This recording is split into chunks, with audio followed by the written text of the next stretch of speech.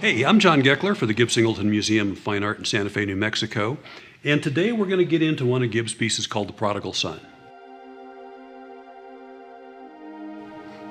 Like all of Gib's pieces, it has multiple meanings and hidden messages and so on. Start with the art history. Now, Gib was an amazing art historian and in fact taught art history at university level for a while. Think about all the people who have done The Prodigal Son. Probably beginning with Albrecht Dürer. Rembrandt made several versions of The Prodigal Son.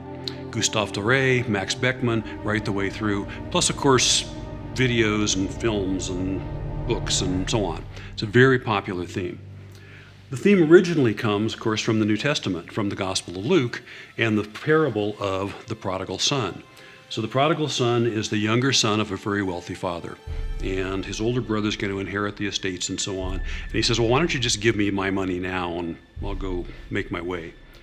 Well, his father agrees, and he gives him the money, and what he does is go out and spend it on wine, women, and song, to which Gib could certainly relate. Then he's broke and desperate, and he decides to go home, and he thinks, well, you know what I'll do is I'll go back and offer my father that I'll work as a servant because I know that I've squandered my inheritance. And he goes home, and instead his father embraces him with joy and says, you're my son, welcome home, this is your place. The older brother is unhappy about it, and his father says, never mind, he's my son, you're my son, and we're going to do this. Now, Gib got inspiration from all kinds of things, you know, a line of poetry or a painting or you name it, but he loved the Bible. Not because he was religious. In fact, he was really clear. He would always say, you know, I'm spiritual, man, not religious. He said, Hindu, Buddhist, Muslim, Mayan, I like them all. The reason he liked the Bible was, he said, it's the story of the human condition. He said, every situation you're going to run into in life, there's already some wisdom in the Bible that's going to tell you about that situation and how to navigate it. So as an artist, you know, his mission is to reflect the human condition and hopefully to provide us insights and perspectives we haven't had, and we can begin to become better human beings. We can begin to create that better future. And that's why he did what he did. Gib's mission in life was to make art that would open our hearts. And he used to always say that. He'd say, look, I'm not decorating somebody's living room. I'm not decorating somebody's garden. I'm decorating somebody's heart. And at the same time, Gib was also a prodigal son. Among the things he did, he walked out on his wife and two little girls because he knew he needed to be someplace else to do this art, to pursue this art. He was in Granite City, Illinois, and a critic from the St. Louis Times came over and said, I love your art, man, but you know you can't make a living here. This area is just not ready for you. And that was why he left and had to go away. The prices that he paid, he was divorced 3 times.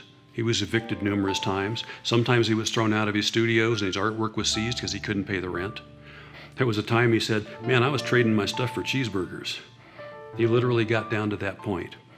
But what was interesting is that his family always took him back. His brother Jerry always had his back. When he came home or he needed something, his people stood behind him, just like the father of the prodigal son. And that was really important to him. He always knew where he was in the world because even if he wasn't there, there was still a home. As he got near the end of his life, Gib was starting to think about how he had lived and how he had treated some of the people. He knew sometimes he hadn't been a great parent, hadn't been a great friend even sometimes, because he had that single-minded pursuit of his art. So he decided to start working on a piece he ultimately called his Redemption. And he said it was really troublesome. He said, I'd sit out there in the studio and wonder, how do I express that? He said, I'd talk to the figure in the wax, and I'd say, I don't know, man, what do you think?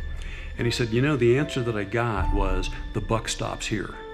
And he wrote that on the base that he was working on the piece, on the wax. And just like the prodigal son, he said, you know, I think it's about taking responsibility for your life and asking for forgiveness. And that really is redemption. So thanks for tuning in. I'm John Geckler for the Gib Singleton Museum.